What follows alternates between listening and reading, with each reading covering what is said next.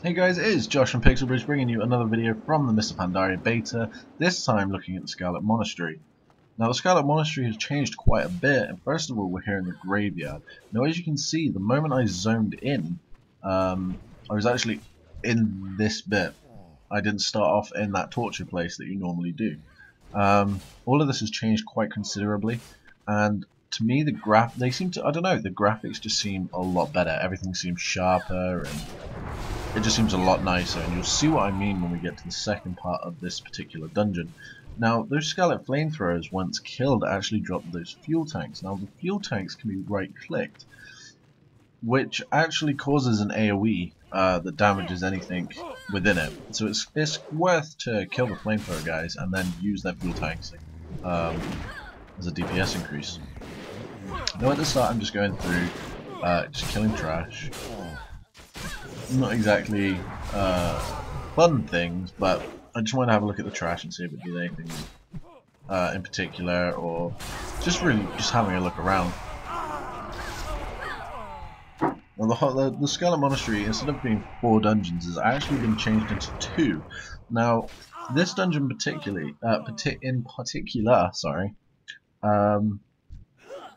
this dungeon in particular has been combined into Graveyard and into the cathedral, which seems a bit odd, but you'll see how it all flows together in a moment. Now, at the back there, you can see the only boss of this zone, of this place. He's no longer down in the crypt. You can no longer get down into the crypt, which is where the boss originally was. Now, this boss has had a bit of a makeover. He's got a nice new staff, which I believe is from, if I can remember correctly, Bastion of Twilight, I think. Don't quote me on that one. As you can see, I go over to this crypt, which I think you used to be able to get down, but is now covered in dirt and you can't get down there. The crypt at the back that you used to be able to get down to has got a gate across it. Now, obviously, I can see somebody finding a way to get through it using polymorph or fear or something along those lines. So when I pulled the boss, I just wanted to see really what he did. Now, the first thing I noticed is he put Spirit Gale down, which is basically just don't stand in the purple shit on the floor. Pretty standard stuff from WoW. He'll then summon these zombies. Now, I let this guy hit me quite a bit, because I wanted to see what he did. He did anything more than just putting stuff on the floor and this. So he did actually cast something called Vic Soul on me. As you can see down there, every time a Vic Soul deals damage, it creates an evicted soul of the target. Now, the evicted soul will attack the closest target to them. Now, obviously, because none of his abilities actually hit me, it didn't work.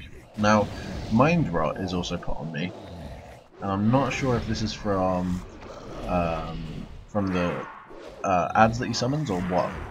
Now, he also summons something called Empowering Spirits. Now, this Empowering Spirit actually combined with a zombie and created this empowered zombie. Now, obviously, this empowered zombie with the boss and all these ads is going to hit ridiculously hard if you are low level for this dungeon. Now, I think this dungeon, well, looking at the boss is level 40, so it's going to be around that level. Maybe like 38, 43, 44 maybe. Don't quote me on that, because I don't really know. So really I was just having a look, finally got a bit bored of him, thought maybe if I push him down a little or do something. He basically did the same stuff, but it didn't drop any loot. Now these little zombies here kept spawning, which was a pain in my ass. So once you kill him, you'll notice on the left, here we go, I do actually walk over to the crypt, and you'll notice, once I kill this poorly pathed zombie, that you can't actually get down there. I did try, because I did manage to jump on it, and I thought I got past, and then sort of gave up when another zombie came and started smacking me in the face, trying to eat my brain. So anyway, if you look to the right, you can actually see an archway which you can get through. Well, this archway opens up once you've killed the boss. Now, for some reason, I did decide to go back and just hit on these ghosts. I don't know what the ghost did to me, but I decided to go hit them. So give me a second whilst... I was obviously very distracted when I recorded this. Right, so now we're in the second part of the dungeon. Now I did notice this other gate here as well, which seemed really weird because it is just there. Now I don't know if this is going to have something to do with heroic or what, but it does look kind of grisly and grim down there, so I did want to check it out. So I might find a way to sheep or peer through it. So here it is. Here is Cathedral. Just deal with this purifier. Now the second I got in here, things just look different. It's the same layout, it's the same colours, obviously the mobs are different. Everything is the same, but it looks better. When I walked in, I was like, whoa, this place looks kind of cool. And all these guys' gear, it just looks so good. Though I do zoom in to try and see the shoulders, and I believe they are the shoulders from the Hour of Twilight heroics. Which is quite nice because I like that gear, and it actually looks quite good on the Scarlet Crusade. So I do round as much of these up as possible, basically so I could just AoE them down because I love AoE, and so I can show you AoE loot while we're here, because low level dungeons is perfect to show AoE loot. I do get a bit stun locked here, which is a pain. And the mage isn't exactly the best thing to do this on. But at the moment, with pre-mades, only mages can get out the new zone. Portals don't work, which is a pain. So only mages can teleport themselves out, and I think Death Knights can get out as well. So there we go, everything is dead, and mobs do actually become these Spirit of Redemptions and heal each other. I think it is the Zealots that they do it. So here we go, here is the AoE looting, or not. I kill these Zealots first. There we go, it is the Zealots. So Zealots on Death actually become these Spirit of Redemptions, like you can see Holy Priests become on Death. So here we go, here's the AoE looting, which is actually lovely. I do love it. You do notice how all the corpses turn towards you, which is really, really creepy. How they all just suddenly turn. But AoE looting is a godsend from Blizzard. I am well chuffed with it. Now I did notice that, I don't know if it's just me, but the water looks different here. It looks brighter, which isn't very descriptive, but it looks, I don't know, it just looks a bit better. Now obviously I have to try and kill everything. In the second part I do skip quite a bit, I think. I hope, for the sanity of you guys anyway. Okay, just smack the Zealot in the face with a magic missile. Right. Magic missile? Wow, that's going back to Dungeons and Dragons. A arcane missile. Magic missile. That's the days. So here, I was like, wow, this place looks cool. I mean, with the 6 monks on the side, practicing, and these guys meditating. Oh, this place looks so good. I don't know why I zoom in on those guys, and then just decide to kill them. There is actually a new spell, and you can see these guys are actually using monk abilities. But going back, the spell I just used is a new mage spell. I can't remember what it is called, but it does damage to the target you put it on, quite significant damage as well.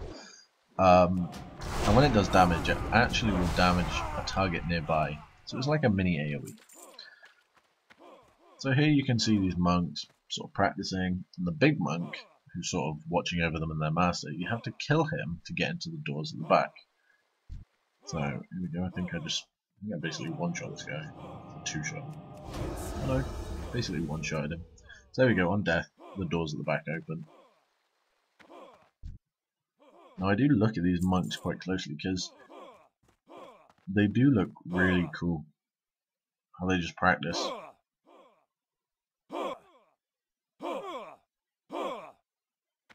It does look cool, I do like this place quite a bit.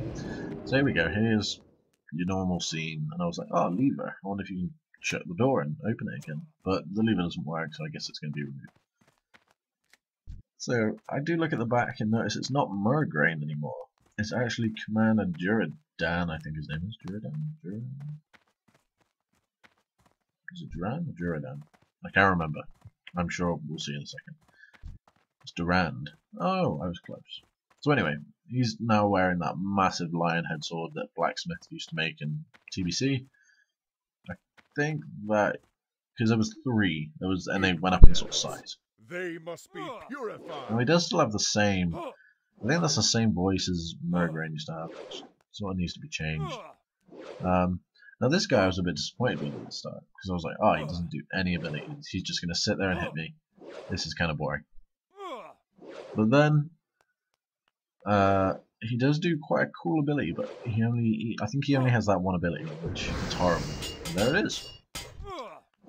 Now it's not much, but if you look at the damage, it does actually hit you quite hard. It's called Dashing Strike, and I can imagine it hitting a level 40 tank quite hard, and quite quickly as well. But it does look cool. So I sit here hoping he's going to do something else. A bit bored with him just swinging this massive lion head sword at me. So I do decide to kill him. I think I kill him after this. Yeah, I'm just like, yeah, whatever, fuck you, he's dead. Now once you kill him, it's the same. White Mane appears, and she's like, "Arise, my champion." But not for a while. I thought she was going to do it straight away, and I wanted to see if she had a new thing. Now she does start casting Mass Resurrection. I'm like, oh, here we go, she's going to res him like normal. But then you notice that pile of corpses on the left. Now, this Mass Resurrection actually hits them, and it summoned these people. Now for some reason it did aggro these, which I was a bit disappointed with, and the guy that she actually rezzed runs back and away from me, which I was like, okay, what was the point in you rezzing if you're not even going to protect your lady?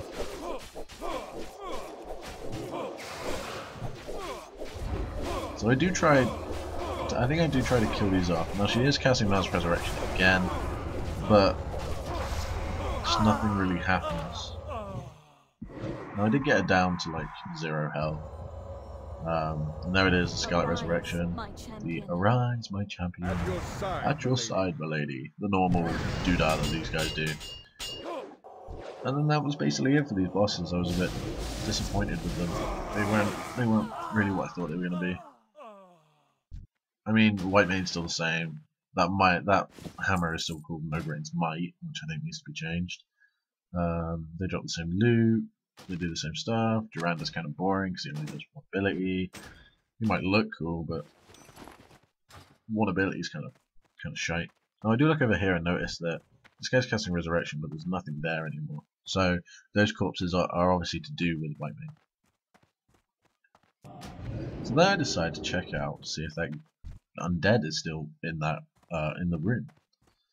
So I kill these off really quickly, just jumping around, doing like AoE shit. I notice that the lever is still there and the door's still there. So I right click it, walk in, and he's still laid there, but he's not targeted. Now I've always done this as Alliance, so I don't know if it's just an Alliance thing where you can kill him, but he wasn't targetable at all, so I'm not sure if you can. So that was basically a look at Scarlet Monastery, the first bit. The next part is Armory and Library combined, which is actually quite cool. And you do see me glitch out a little in there and pull through the map, which is always interesting when you get those sort of bugs. Right, that was a bit high-pitched. Right guys, this has been Josh with the Scarlet Monastery. Upcoming next is probably the second half of Scarlet Monastery. Right guys, see you on the other side.